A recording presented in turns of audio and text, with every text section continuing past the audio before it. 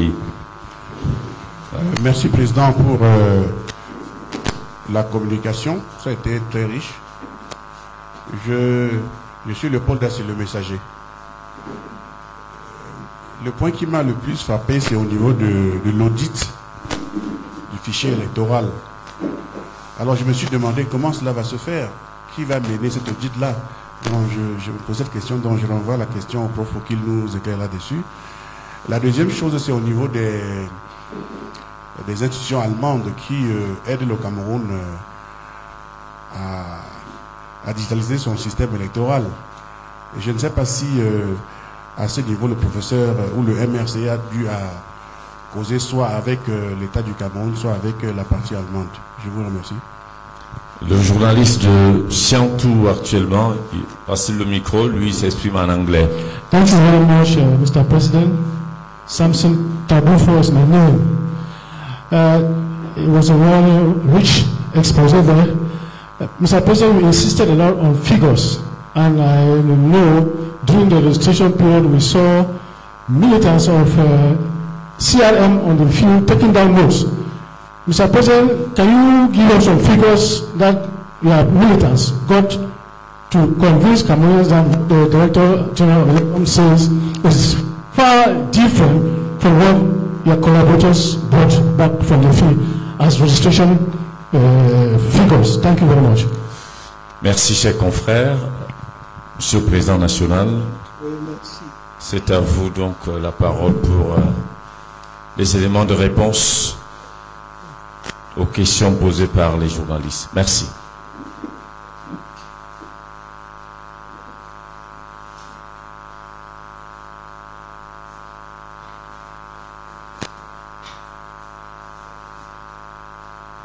Très bien, je vous remercie.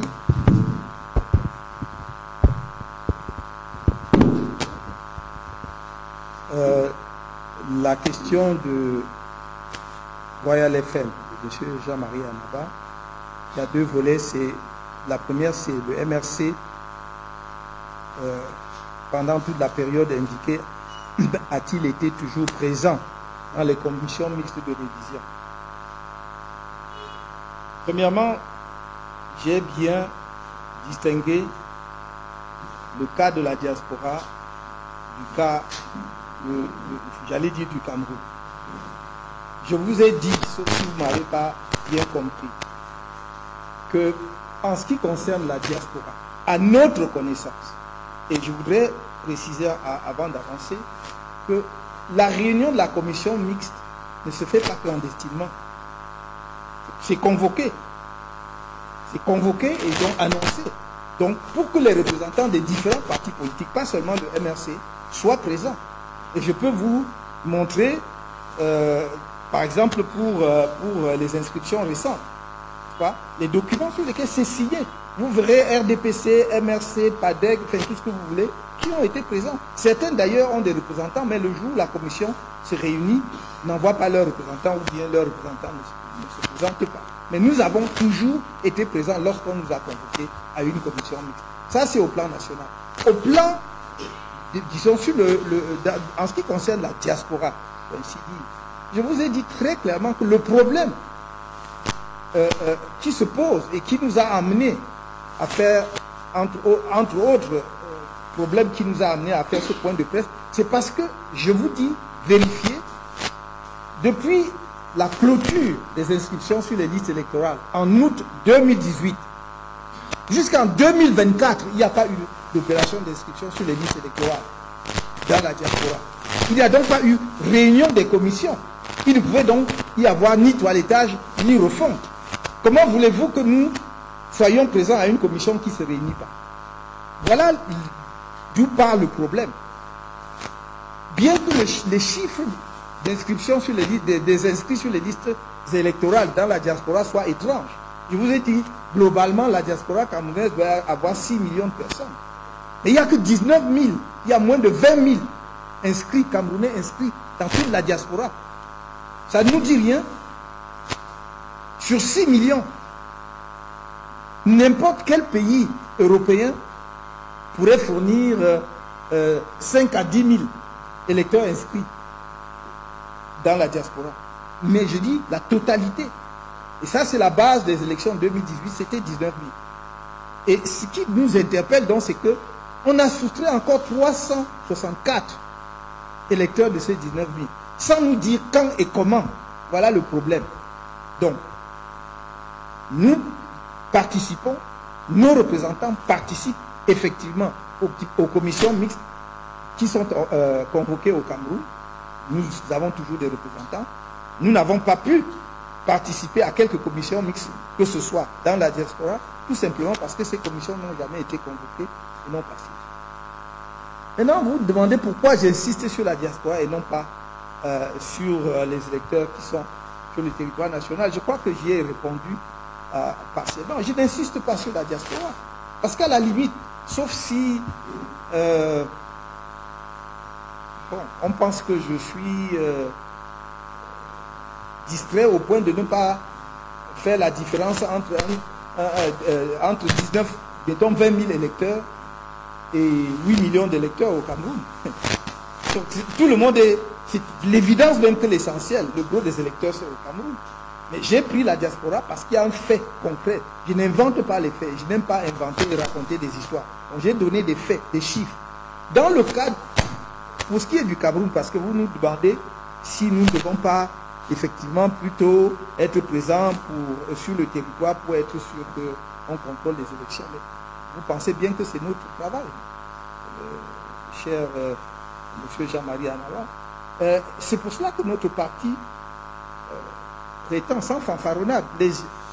Nos adversaires de l'autre côté peuvent prétendre le contraire. C'est de bonne guerre, les partis politiques font cela. C'est pour cela que nous prétendons être, à part quelques poches, je n'ai pas besoin de les citer ici, mais pour des raisons que l'on connaît, à part quelques poches, nous sommes le parti le mieux implanté au Cameroun. Je peux vous dire, il y a beaucoup de circonscriptions administratives où le RDPC dit qu'il est présent, c'est l'autorité administrative qui est le RDPC. Donc il faut arrêter un peu. Nous parlons de militants, nous parlons de nos militants qu'on voit, qu'on insulte à longueur de journée sur les réseaux sociaux parce qu'ils font leurs activités et rendent public. Ça leur vaut tous les noms d'oiseaux. Donc nous travaillons, cher monsieur. Et ne soyez pas étonnés. Je vous l'ai dit en 2018, j'ai dit au Cameroun en 2018 que nous avions une liste de nos représentants dans tous les bureaux de vote, sauf le nord-ouest et le sud-ouest. Et que partout ailleurs, on nous a soit jetés dehors, soit usé de la corruption, soit usé de la violence policière. C'est ce qui s'est passé. Il faut que nous cessions de nous voiler la face. La démocratie au Cameroun, le pouvoir au Cameroun, le destin du Cameroun n'appartient pas au MRC. Le MRC fait sa part, fait son travail et le fera jusqu'au bout.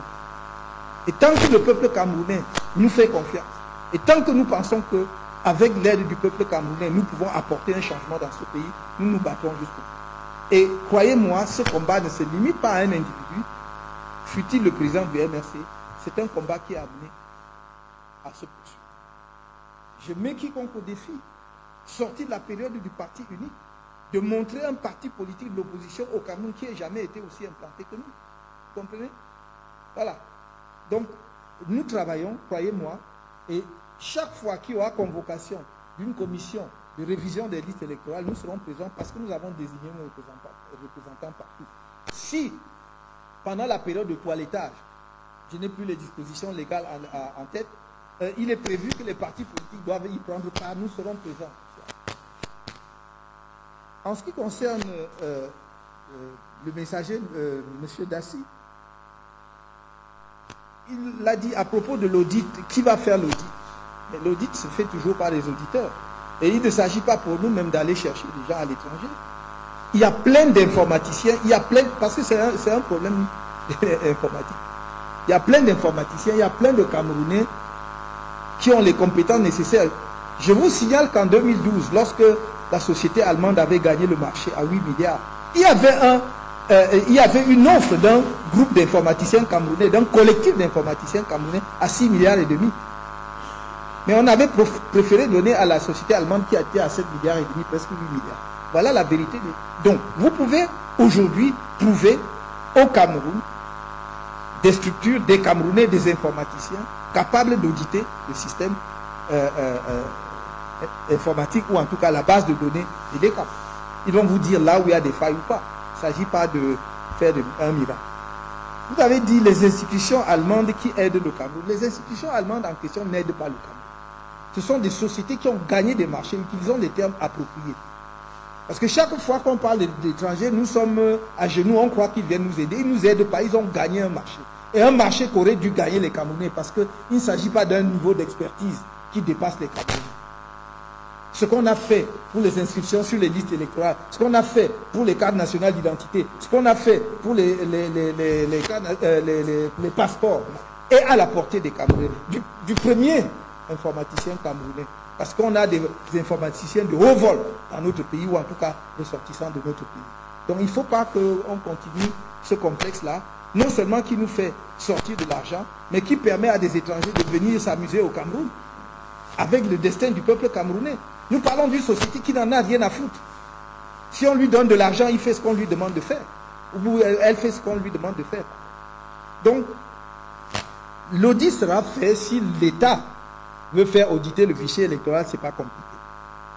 Et je dis donc, ces institutions allemandes-là n'aident pas le Cameroun, elles exécutent un contrat. Mais nous voulons qu'elles exécutent le contrat suivant les standards internationaux en la matière. Qu'elles ne croient pas que le Cameroun est une république bananière. Peut-être c'est dans leur esprit, mais alors ils se trompent lourdement.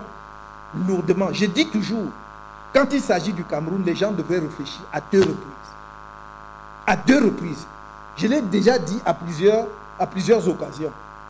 Les histoires où on dit succession dynastique de machin et tout ça là, au Cameroun, regardez notre histoire. Regardez notre histoire. Faites très attention. On peut convaincre certaines personnes qui ne connaissent pas les réalités camerounaises de ce que ce genre de manigance soit possible au Cameroun. Ça ne l'est pas. De la même façon, nous disons à ces sociétés-là qui viennent jouer ce petit jeu-là, qu'elles fassent très attention. Parce que ce n'est pas parce que nous ne pouvons pas le faire. Mais que si on les paye, comme vous avez vu, les fameux observateurs de Transparency International, errant à gare, on ne sait pas d'où ils sortaient. C'est comme s'ils avaient été parachutés au Cameroun par hasard, ils ne savaient même pas ce qu'eux-mêmes venaient chercher ici. Il faut qu'ils sachent que notre peuple est un peuple patient. Mais ce n'est pas un peuple de trouillards. C'est un peuple... Vous avez vu, l'équipe nationale du Cameroun démarre toujours très lentement. Mais accélère au cours du match et ramène la victoire. Il faut faire très attention au peuple camerounais. Très attention. Personne ne pouvait parier la prise de conscience et l'enthousiasme dont ont fait preuve les Camerounais pour les inscriptions sur les listes électorales. Nous sommes sur le terrain depuis 10 ans pour les mobiliser. Et là, quand leur moment est venu, c'est venu. Donc, arrêtons un peu cela. Pour Monsieur Tagoufort, you asked me if I have some figures showing that there might be some discrepancy between figures announced by the Director General of ELECAM and those we have with us. Of course, we have our own data. But those data do not cover all the figures for the registration. Why? Because we could not just, it was just impossible. We were not the only one registering people. So you have other political parties, you have civil society and so on, who contributed to registration. So we don't know what their figures are.